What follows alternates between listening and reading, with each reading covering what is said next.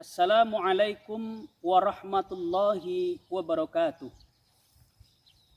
Alhamdulillah, alhamdulillahillazi khalaqas samawati wal ard wa ja'ala adh-dhulumati wan nur.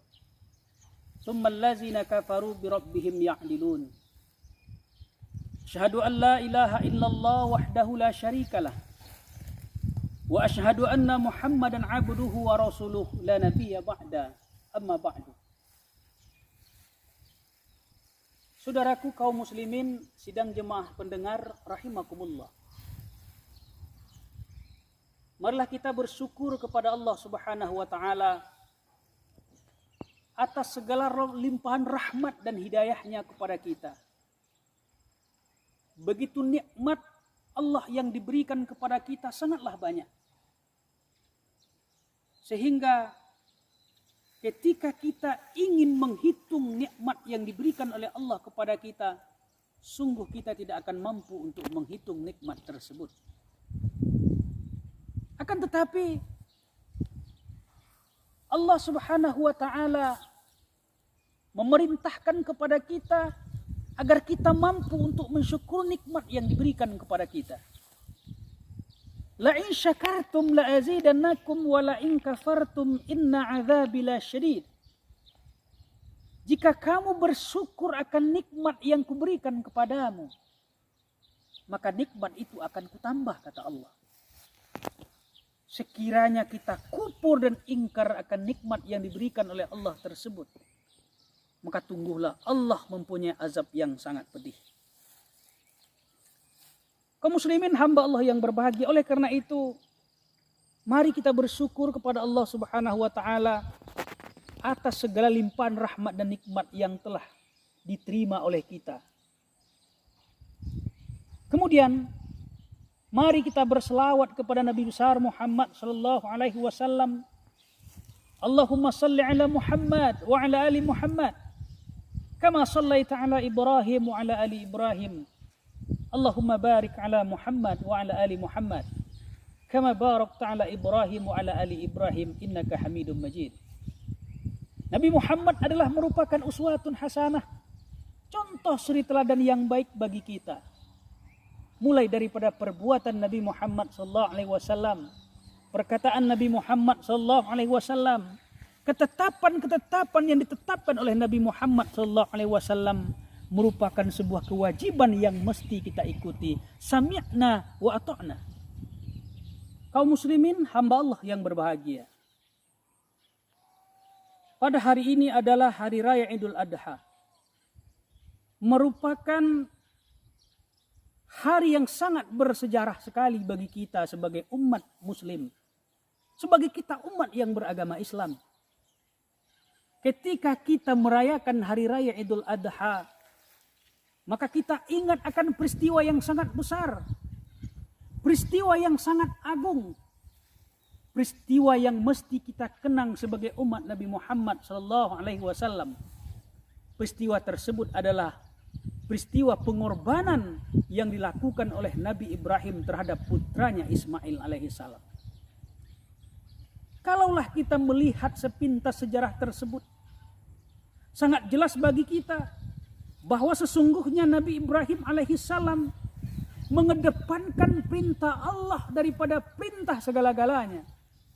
Mengedepankan apa yang disuruh oleh Allah Subhanahu wa taala dan meninggalkan apa yang dilarang oleh Allah Subhanahu wa taala. Ketika dihadapkan kepada perintah Allah Subhanahu wa taala, Nabi Ibrahim mendahulukan perintah Allah daripada segala-galanya. Tidak hanya Nabi Ibrahim alaihissalam, akan tetapi putra kesayangannya Ismail pun alaihissalam juga ikut dengan keimanan yang ada pada diri Nabi Ibrahim alaihissalam. Kenapa kita katakan demikian? Tidak hanya Nabi Ibrahim yang mengikuti perintah yang besar dan yang agung itu, akan tetapi Ismail juga patuh dan tunduk akan perintah yang telah diperintahkan oleh Allah Subhanahu wa taala. Pada suatu hari, dengan singkat cerita, Nabi Ibrahim alaihissalam bercerita kepada anaknya Ismail.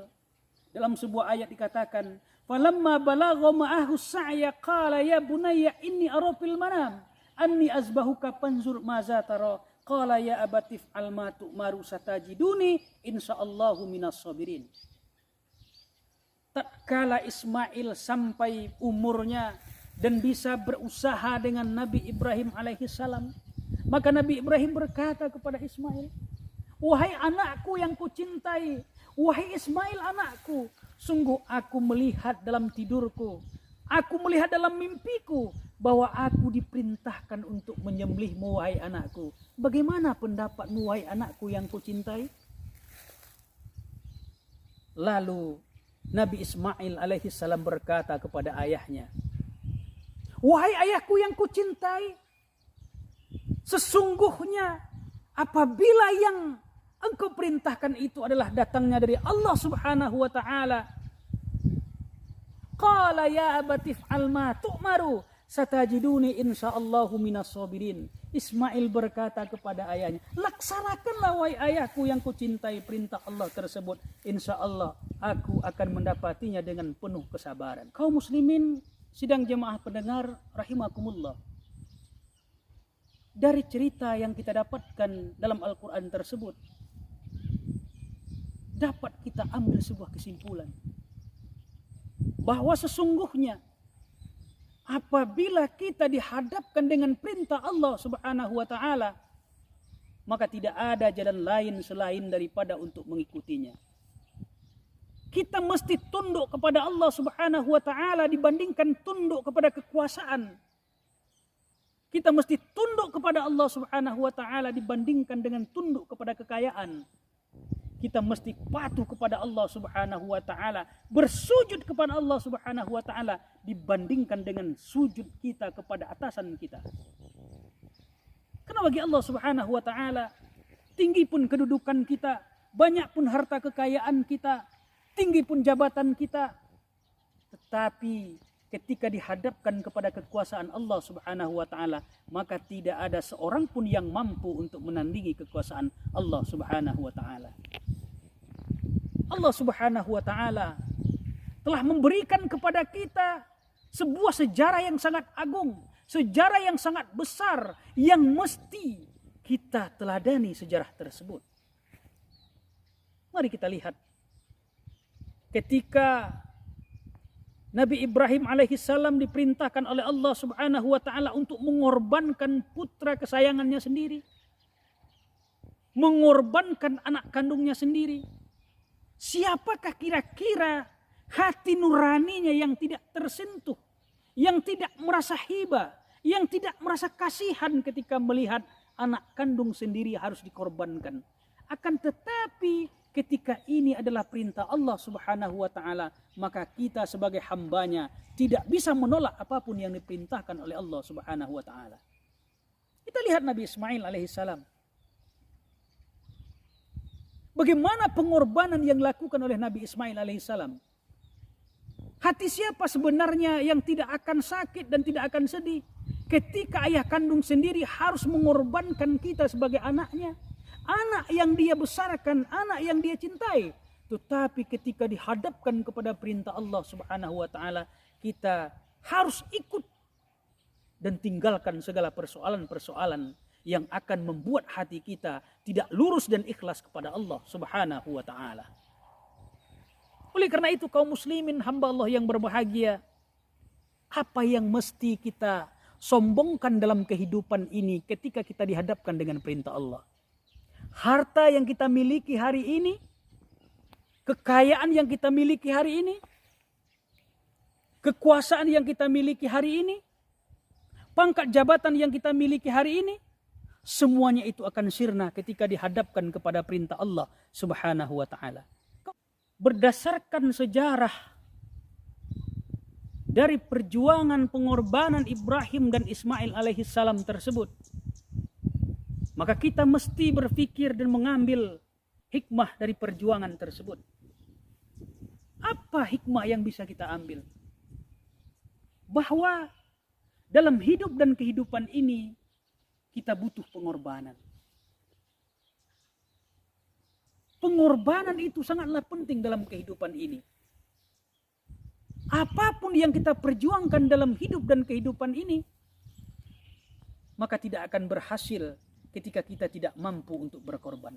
Pertanyaannya adalah, apa yang sudah kita korbankan untuk mencapai tujuan yang mesti kita raih? Ketika kita ingin mendapatkan ridha Allah Subhanahu wa taala, lalu kita tanya diri kita, apa yang kita korbankan untuk agama ini? Ataukah selama ini kita berkorban hanya untuk kepentingan-kepentingan dunia saja? Ataukah mungkin selama ini kita mengorbankan agama kita untuk kepentingan yang tidak berkaitan dengan akhirat kita? Kaum muslimin hamba Allah yang berbahagia. Oleh karena itu, marilah kita sama-sama merenung dalam diri kita masing-masing, dalam hati kita, kita buka pikiran kita. Kemudian lalu kita camkan bahwa sesungguhnya pengorbanan yang dilakukan oleh Nabi Ibrahim alaihissalam dan Nabi Ismail alaihissalam merupakan sesuatu yang sangat berharga dan mesti kita contoh sebagai umat Islam yang penuh dengan kebesaran dan yang penuh dengan keimanan kepada Allah Subhanahu wa taala. Demikianlah yang dapat saya sampaikan pada kesempatan yang berbahagia ini.